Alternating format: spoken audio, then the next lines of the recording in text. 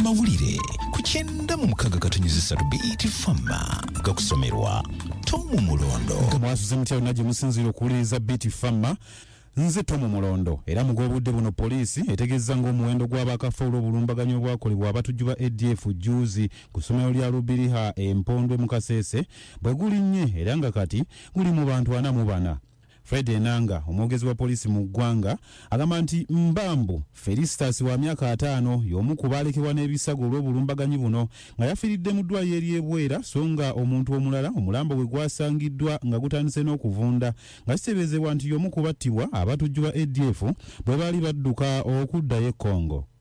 Mu ngeri y'emu poliisi olunaku olwaleero lwegenda okuwaayo ebisigalira by'abaana aboolya ddala 11 nga bano oluvannyuma lwa sampolo ezaggyibwa ku bantu baabwe kyakasiddwa nti be bo bennyini oluvannyuma olw'abano okwokebwa ne bafuuka bisiriiza. Ati ekibiina ekya National Economic Empowerment Dialogue ekikulirwa Joseph Kabuleta kyambalidde ssabawaabi wa gavumenti Jane Francis Abodo olw'okwawula fayiro ez'abanene abagambibwa okwezibika amabaati agalina okuweerezebwa e Kalamojja. Mu kusooka poliisi yali etegeezezza nga bw'enoonyereza ku bakulu 53 ku by'amabaati nga muno mwe muli abanene okuli n'abakiise mu palamenti wabula nga bonna amabaati ge beezibika gaali 1,400 agalina okuweebwa abantu b'e Kalamojja mu nkola eyali etuumiddwa Kalamojja Community Empowerment Program. Kyokka ssabawaabi wa gavumenti Jane Francis Abodo yategeezezza juzi nga ofiisi ye bwe yasazeewo n'eggalawo fayiro 17 era kati baminisita 3 bokka be baasigadde ku misango gino awamu n'abalala n'ekikola omuwendo gw'abantu 6 bokka.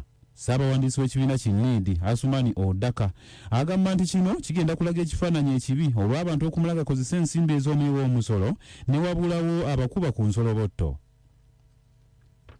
Abamu ku bakiise mu palamenti abava mu bitundu eby'erwenzoli baagala gavumenti eveeyo n'enkola ennambulukufu eneemalawo ekizibu ekyokwabika kw'emigga mu kitundu.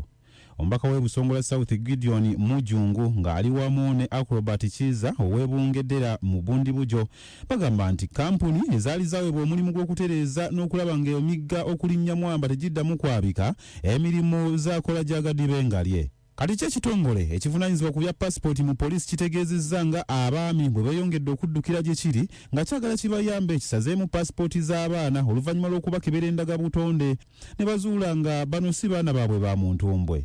Simon Peter Mundeyi, omwogezi wa minisitule y'ensonga z'omunda, agamba nti ensonga za DNA ensangi zino zitabika zifuuse nnamulanda, kyokka n'ategeeza nti ekitongole ekya immigration tekisobola kusazaamu paasipooti lwa DNA okuggyako ng'okwemulugunya bwe kuti kutwaliddwa mu kitongole kya NIRA. Gabadde ag'enkya ya leero, nze Tomu Mulondo. Ago ge gabadde amawulire ku 9:3 BET Fama.